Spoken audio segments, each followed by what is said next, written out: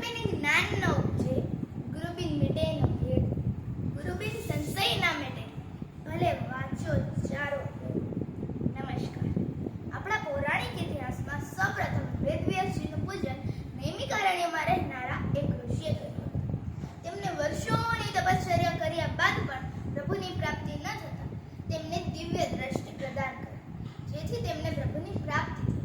ત્યારે તેમને વ્યાસજીને જ ગુરુ માની તેમનું પૂજન કર્યું. આ દિવસને આપણે ગુરુ પૂર્ણિમા અથવા વ્યાસ પૂર્ણિમા તરીકે ઓળખીએ છીએ. આપણી ભારતીય સંસ્કૃતિ પ્રમાણે ગુરુનું સ્થાન એ ભગવાનની સમકક્ષ અથવા તેનાથી પણ ઊંચું ગણવામાં આવે છે. આપણા જીવનમાં સૌપ્રથમ સ્થાન માતાનું હોય છે, કારણ કે તેમને આપણને આ પૃથ્વી પર જન્મ આપ્યો છે.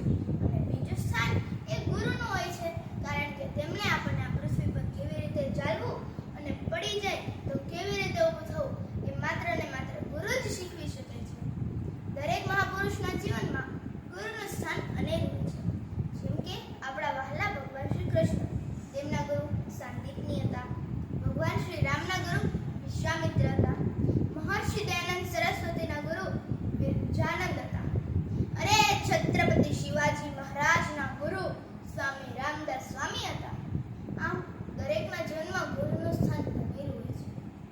ગુરુ એટલે કે તેના શિષ્યને લઘુમાંથી ગુરુ બનાવે છે.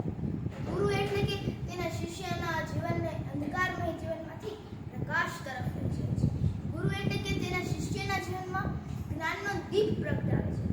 ગુરુ એટલે કે પારસમણી, જે તેના લોખંડ જેવા શિષ્યને પણ સોનું બનાવે છે. ગુરુ એટલે કે ચંદન, જે તેના શિષ્યના જીવનમાં સુગંધ ફેલાવે છે. એટલે જ કબીરજીએ કહ્યું છે, દોસ્તો, कि धरती पूरी कागज करो, लिखूं मैं वनराय, सत समुंदर की स्याही करो,